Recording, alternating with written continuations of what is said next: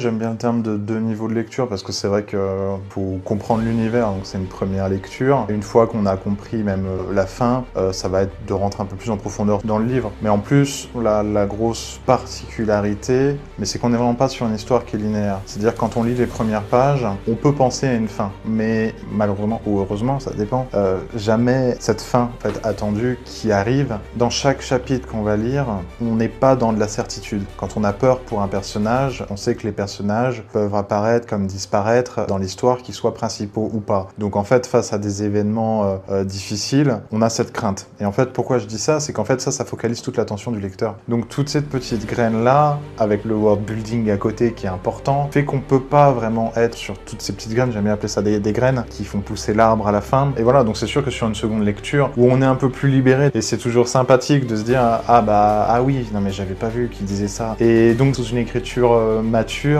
ça donne l'expérience Ordali. Globalement, c'est cette expérience-là que moi je veux partager. En tout cas, j'ai pris énormément de plaisir à construire mon univers comme ça. Je prends aujourd'hui énormément de plaisir à le partager avec tous les avis qui sont positifs et je dirais jamais suffisamment merci par rapport à ça. Que les gens comprennent ce que moi j'ai voulu mettre sur papier, c'est une expérience qui est formidable.